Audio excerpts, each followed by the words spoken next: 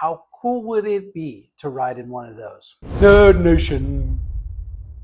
Today we're going to talk about the Arsenal of Acadia. Acadia is a sci-fi book that I wrote, set in the near future, about 250 years. The Acadians are constantly at war with a vicious group of creatures, millions of creatures. They're trying to wipe out the last bastion of humanity, which is Acadia. Now, today we're going to talk about what the Acadians use to fight against in that battle, right? Okay, so let's nerd out. Today, I'm going to pull a lot of information from the Acadia Field Manual. This is actually a lore book that I put out. It has a lot of the Acadian armor systems in it, vehicles. It also has a lot of the roaches themselves, the different attributes they have, the different niches that they have in how they fight combat together. But today we're going to be talking about what the Acadians use. So the first and foremost important part of the Acadian line of defense and offense is the arc blades and arc spears. These are the bread and butter of an Acadian warrior. So here's kind of the general specs. One of the most important things is the armor link port, basically linking the armor to the blade so energy can be transferred from the user or the armor into the blade. So how does this work? This blade is so strong that it could potentially cut through steel if utilized in the correct way. So when an Acadian warrior surges energy into the blade, what ends up happening is it generates a superheated ionized plasma that's only a few atoms thick. And this plasma is held in place precisely by precisely tuned electromagnetic containment field, right? Rather than cutting by force, it cuts by energy transfer. When the plasma contacts molecular bonds along the blade's path, it simply breaks them. The atoms aren't pushed apart, they're freed from each other. Their bonding energy absorbed before they can reform. And that's why it's such a powerful tool in the Acadian arsenal. They're able to cut through super thick carapace by the roaches, through limbs, and the only thing that prevents it is an energy shield or another arc blade or some sort of super resilient metal, right? So it is an incredibly powerful weapon that the Acadians use to great effect. All right, so how does the energy surge occur, right? So the energy surge through the armor conduit, energy is pulsed from an Acadia. Basically, they take the energy, goes through their biocircuitry, and is sent into the blade, creating this superheated ionized plasma, right? And once that energy is transferred into the blade, you can maintain that plasma connection, and it can continually be so exceptionally sharp. Once you stop surging energy into the blade, then it becomes an incredibly sharp blade, but nothing more. All right, so it has a hybrid construction. All the blades from Acadia and later in Titan are actually blades pulled from antiquity, like a falcata from the Greeks, from the gladius, from the Romans, the Sika. Lots of these different blades that were pulled from the past, and the Acadians did that intentionally as a way to pull strength from the past into the future. But the blades have been imbued with advanced technology. And also it's a rite of passage. Receiving an arc blade in the Acadian society is more important and carries a greater ceremony than marriage in Acadia. Warriors reach for the hilt instinctively, a reflex born in the Megiddo. The Megiddo is the trials and tribulations of a young Acadian trying to become a warrior of the city, a defender of the city. All right, let's talk about the static armor. Not only does it look really cool, it is pretty impressive stuff based off of science. Okay, one of the most important things about static armor isn't even the armor itself, it's actually what's underneath the armor. The Acadians at a certain age actually undergo a process where their entire body is embedded with biocircuitry. So there's micro sinks or micro tags all throughout their body that help transfer energy throughout their body as well as transfer energy to the armor. The energy transfer goes up through the limbs, through the hand, to the fingers, into the blade to create a surge of power. All right, let's talk about the static helmet. So the static helmet has a lot of different functions. One of the best functions is the shared shields through the crest. The Acadians, when they are in a phalanx formation, they are able to share shields collectively with each other. So instead of just the front line getting totally beat up and tore apart, they're able to share those shields, right? And that lasts for a good amount of time until they fall to about 20%. Then automatically the shields default to individual shields. All right, they also have built-in comms, embedded speaker system. They can also amplify their commands through making their voice louder and be able to have a greater presence on the battlefield. They also have an integrated HUD, right? And this is one of the cool things about the armor. It's constantly selecting targets based off threat levels, and it's analyzing terrain. It's analyzing possible threat vectors, where they're going to come from, how they're going to potentially attack, and it has the ability to do night vision, heat vision, and heat arrays and different data points that can be intaken from the HUD system. And finally, there's the integrated command lattice. And when a warrior is placed in a command role, they are granted access to the command lattice, which is based on emotional and data input. So if I was put in charge of a phalanx, which is 200 warriors, and that phalanx was starting to be attacked, let's say on the east side, then I would actually feel not only data inputs, but also emotional inputs, which is much easier to react to it more quickly, right, than potentially reading a bunch of script on your data inputs. What this enables an Acadian to do is react much more quickly to an ever-changing battle situation. Okay, so how it works. The polycarbonic vanterite lattice woven through static armor generates a thick electromagnetic field across the armor surface. Against projectiles, it reads the incoming round's quantum momentum signature and generates a counter resonance that bleeds kinetic energy before the round ever reaches the physical plate. So what does that mean exactly? So basically what it is doing is stopping the kinetic energy, robbing the kinetic energy of the projectile. So if I was shot with like a 12 gauge slug, it wouldn't destroy the round. It would stop that kinetic energy where then it would just simply fall down.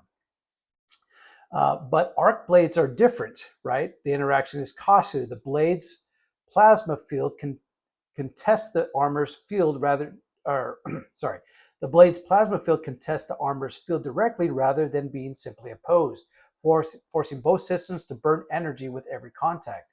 So it is much more energy efficient to hit someone with the arc blade than to receive that blow. And once you do receive that blow or that hit, it is going to absorb and drain some portion of your energy. The amount and portion of the energy drained is going to depend on how dramatic the blow was, how impactful it was, how much energy was surged into the arc blade. So for obvious reasons, you don't want to be hit with an arc blade, right? You don't want your energies to be drained, or your energy for your shields that surrounds your static armor to be drained. Okay, so this static armor is built as the same metal as the arc blades themselves, the polycarbonic vanterite. And you would be surprised how difficult it is for me, or actually when I first started trying to say that word, for me to say it. And I apologize to Ewan Morton. He's the narrator. You know, I know how to write the words on the page. It doesn't mean I necessarily know how to pronounce them. Polycarbonic vanterite. It took me a good 5 minutes to learn how to say that word. All right, humans are the source of the power. Not only is the static armor protective, but the humans inside, through their biocircuitry, are able to charge the armor themselves. Now, the armor has a reserve charge, a battery bank, if you will, where it can hold a certain amount. And then once that amount is depleted, it depends on the user to actually recharge the battery within the static armor through the biocircuitry that's been embedded in the flesh of the person. So it's kind of a symbiotic relationship that goes on with this armor. Let's talk about the repulse shield. So it looks like a Greek shield that you might find in ancient Sparta, but it's got a few more tricks. Apart from having the same sort of energy protection as static armor, it also has the ability to do something called surging. The repulse shield releases the stored energy in a single outward burst, inverting its field from inward absorbing to outward projecting in a fraction of a millisecond. What hits an incoming creature isn't a physical object, but a compressed electromagnetic wavefront expanding radially outward at high velocity, right? So essentially this repulse shield, as you're running around, you can surge in the shield and actually knock creatures back. But this comes at a cost, right? First, it drains the energy from the actual shield. Then it'll start drawing energy from your static armor. So you have to be real careful with that and judicious, because if you use your last bit of energy to push creatures back, you might inadvertently power down your shields and run out of energy. Again, the humans are the source of the energy. So a lot of the Acadians, they wear their armor all day long, right? They wear it, it's charged, they're ready to go to battle at a moment's notice. And it's good to go when they are. All right, now we're going to talk about shields. There's 3 primary shields: the city shield, formation shields, and individual shields. And as you can see, there's pretty much a 3-tier system: fully charged, green, draining 20 to 99%, and critical is less than 20%. The city shield. The outermost layer, the Trinity structure, projects a shield over all of Acadia, stopping aerial bombardment or orbital bombardment from ever reaching the city below.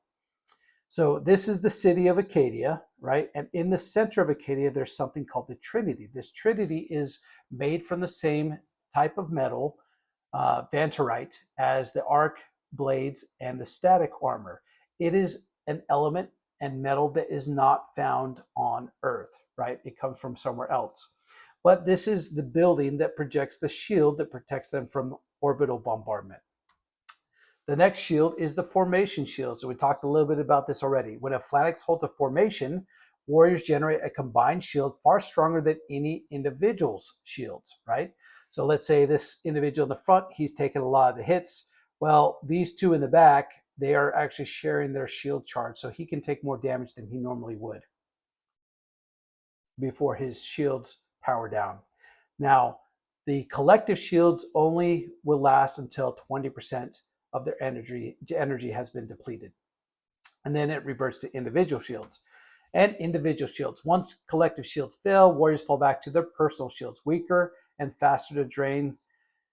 And once it drains, they become vulnerable. Their armor is still advanced armor and would still stop like a modern projectile, but is going to be hard pressed to stop the blades and incisors and pincers of an invading roach army, not to mention the sheer mass of the roaches swarming over a warrior. You really need your shields up and running if you're going to face a horde of roaches. All right, let's talk about ranged and artillery. Okay, apart from the arc blade and arc spear, the blazer is another primary weapon of the Acadians. Pretty much every complement of standard issued weapons comes with a blazer, an arc blade, an arc spear, and a repulse shield. The blazer basically enables them to have short to medium range and shoot energy projectiles. And there's a lot of different charges. There's the standard charge, armor piercing, light bomb detonation, armor piercing impact. They can change the sort of projectile for the situation that they need, right?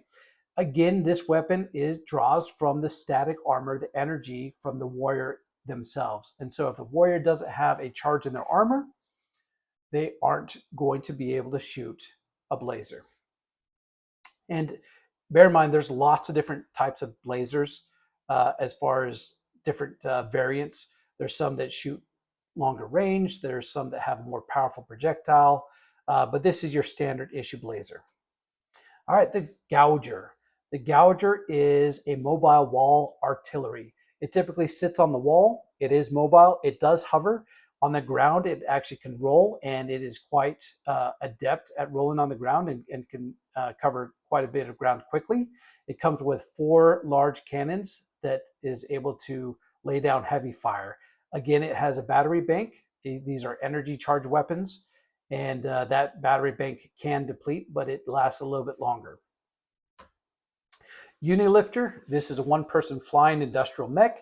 This is pretty much for doing labor, moving debris, construction. No weapons, no armor, but it's still a lot of fun to fly around and use. Next, you have your arc speeder. This is my personal favorite.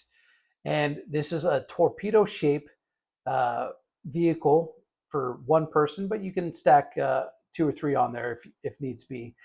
But it is utilized, it hovers about 4 to 6 feet above the ground on ionized air. It actually has 4 different arc blades mounted in the front of the speeder. And what the point of those is to clear out debris in the way of the driver, as well as chase down small class of creatures. And in the next video, we'll talk about the classes of different creatures. So class 1, 2, 3 would be like a cat size to a bull size, right? So the arc speeder isn't a primary assault weapon. It's more like a flanking tool, or chasing down enemies as they are routing, right? And to run them down. You couldn't necessarily take an arc speeder and run through a bigger class of creatures, 4, 5, 6. The speeder would get overloaded pretty quick, and you would, very well your arc blades would stall out, and then you'd be in real trouble. All right, here is the Crusher. This is a heavy hovering tank riding on a broad, low-slung repulsor frame 4 to 8 feet off the ground. Since it hovers, it can move over uneven terrain very easily. It still moves pretty slow. It's effective, and but in order to fire, they actually have to land on the ground first, because their cannons there do have a tremendous force, and so the platform would start moving all over the place. So they have to land and set up, somewhat more of a siege artillery sort of weapon. All right, that's all I have for you today, but I do have the question of the day. Please let me know in the comments below, how important is it for you as a reader for an author to really get down in the weeds of the technology? I would love to know. For me, I love it. Like, I nerd out on this stuff. It's fun researching it. It's fun creating it. It's fun making it. But I recognize that for most readers, they don't want a dictionary of terms and things like that. And that's why I made the lore book, that it's a side, so that people that want to learn more about that stuff can. But how important is it as you're reading the book? I would love to hear your guys' comments on it. All right, please do the things: like, comment, subscribe. Check out sterlingnixon.com. Check out my merch page. Thank you guys so much for your support. And I'm also still doing the Race to 1,000. I'm giving out the first audiobook of Acadia for free in exchange for a review. I'm trying to get 1,000 reviews before 1,000 additional reviews before Titan releases in July. If you could help me out with that, I'd be eternally grateful.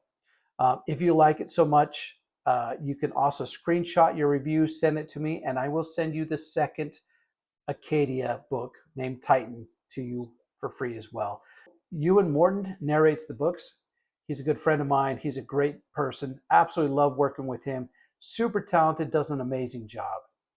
Okay, that's it for me today. But in the next episode, we are going to get in the nitty-gritty of the roaches. We are going to talk about how vicious they are and the different types and classes of roaches. Hope to see you there.